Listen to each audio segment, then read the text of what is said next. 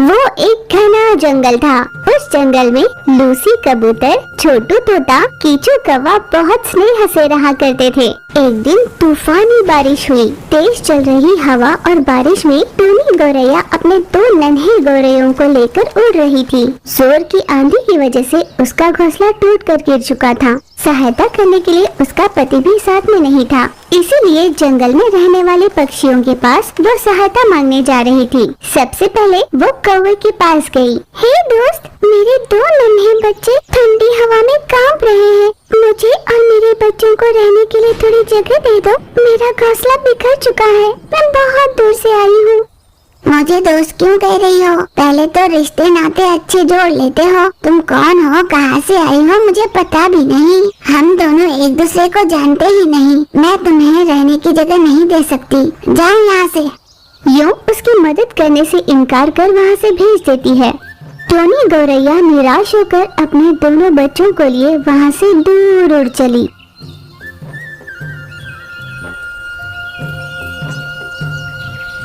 दूर जाने पर उसे तोते का घर दिखाई दिया। हे तोता, मैं बड़ी दूर से आई हूँ। मेरा घोंसला बिखर गया है। मेरे दोनों बच्चे ठंड में कांप रहे हैं। मेरे इन दोनों बच्चों को अपने घर में जगह दे दो। मैं बारिश में भीग लूंगी, मुझे कोई दिक्कत नहीं। तुम्हें इज्जत देनी नहीं आती क्या? सीधे सीधे तोता कहकर नाम से बुला रही हो। मुझे ये ठीक नहीं लगा। तुम्हारी बातों से ही तुम्हारा ढंग समझ में आ रहा है मुझे। मैं तुम्हें जगह नहीं दे सकती। अच्छा होगा यहाँ से तुम चली जाओ। उसकी बातों का टोनी गौरैया को बहुत दुख हुआ। वो चुपचाप वहाँ से अपने बच्चों को लेकर दूसरी जगह उड़ चली।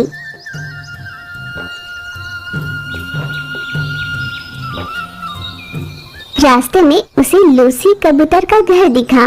टोनी गौरैया सोच रही थी कि कबूतर के घर जाए, पर वो वहाँ पर नहीं गई। अपने दोनों बच्चों को लिए एक दूसरे पेड़ के टहनी पर बैठकर उदास हुए जा रही थी। मैं उस कबूतर को किस नाम से बुलाऊं? नाम से बुलाऊंगी तो शायद कहेगी नाम से कैसे बुलाया। और अगर दोस्त कहूँ तो बिना परिचय के तूने मुझे दोस्त क्यों कहा, शायद ऐसा कह देगी। यूँ मन ही मन सोचकर दुखी होकर अपनी पंखों के अंदर दोनों बच्चों को छुपा लेती है। उसे देखकर कबूतर, ये क्या बात हुई दोस्त? खुद भीग रही हो और अपने बच्चों को भी बारिश में भिगा रही हो। पागल हो गई हो क्या? मुझसे मदद मांग सकती थी ना, मैं तुम्हारी मदद कर देती।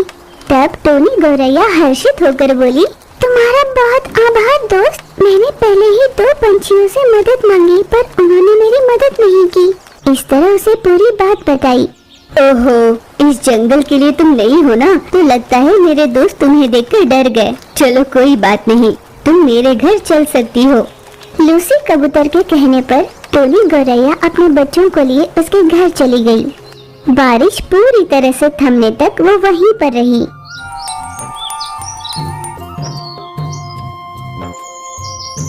दोस्त, भला क्यों तुमने इस गौरैया को अपने घर पर जगह दी? वो कौन है हम नहीं जानते ना, इसलिए हमने उसकी सहायता नहीं की। हाँ, तुम्हारा किया काम हमें बिल्कुल अच्छा नहीं लगा। दोस्तों, तुम दोनों ऐसी बातें क्यों कर रहे हो? किसी की मदद करने के लिए परिचित होना जरूरी है क्या? नहीं ना, इसीलिए मदद कर दी। कबूतर के ऐसा कहने पर कीचू कौवा और छोटू तोता वहाँ से मुंह लटकाए चले गए। कुछ दिनों के बीत जाने के बाद टोनी गौरैया ने अपने खुद का ही एक विशाल सा घोंसला वहीं पर बना लिया। उसकी मदद करने वाली लूसी कबूतर का आभार मानकर वो उसी घोंसले में अपने बच्चों के साथ रहने लगी। तभी से लूसी कबूतर और टोनी गौरैया में अच्छी दोस्ती भी हो गई थी। पर तोते और कौवा को इस बात से बहुत जलन होने लगी। अचानक लूसी कबूतर बीमार हुई और अपनी आखिरी सांसें गिन रही थी।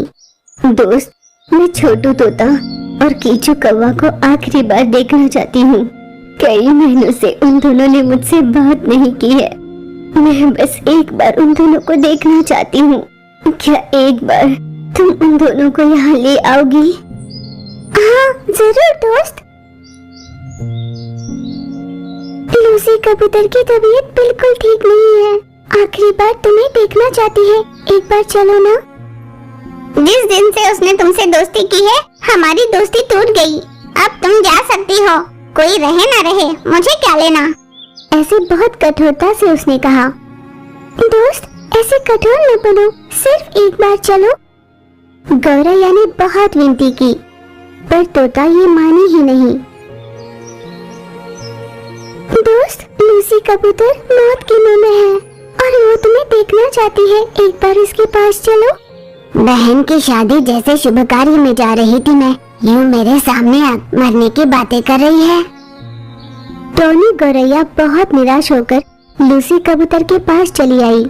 लूसी कबूतर ने टोनी गौरैया को देखा और अपनी आखिरी सांस ली। मुझे माफ कर दो मेरे दोस्त, तुम्हारी आखिरी ख्वाहिश भी मैं पूरी नहीं कर पाई। मुझे माफ कर दो, तुमने मेरी इतनी मदद की पर मैं तुम्हारे किसी काम की न आई। मैं बहुत ही बदकिस्मत हूँ, मेरा नसीब ही सही नहीं। गौरैया बहुत दुखी हो रही थी। कबूतर के जाने के बाद गौरैया अकेली हो गई थी। वो अपने बच्चों के साथ ही समय बिता रही थी, पर छोटू तोता और कीचू कौवा अपनी दुनिया में खुश थे। फिर से हुई जोर की बारिश में इस बार तोते और कौवे का घर उजड़ गया था। वे दोनों यूं ही बारिश में उड़ते रहे। उन्हें समझ नहीं आ रहा था कि क्या करें। दोस्त, अब हम अकेले पड़ गए हैं, किसी की सहायता नहीं मिल सकती। गौरैया को किस मुंह से पूछें? उसकी मदद न कर हमने बहुत गलती कर दी। हाँ, बहुत बड़ी गलती कर दी। कबूतर ने भी अपनी आखिरी सांस लेते हुए हमें याद किया था, पर हम वहाँ भी नहीं गए। अपने बर्ताव का उन्हें अब पछतावा हो रहा था। गौरैया ने उन्हें दूर से देखा। दोस्तों, तुम दोनों ये बारिश में क्यों भीग रहे हो? चलो मेरे घर। उन दोनों को जाने में हिचक हो रही थी, पर गौरैया जबरदस्ती कर उन्हें अपने घर ले गई। तोता और कौवे ने गौरैया के घोंसले में ही आसरा लिया। दोस्त, तुम्हारी मदद ना करने पर भी तुमने हमारी मदद की, तुम्हारा बहुत धन्यवाद। हमने तुम्हारे साथ और लूसी कबूतर के साथ बहुत गलत किया है, हमें उसका बहुत पछतावा है।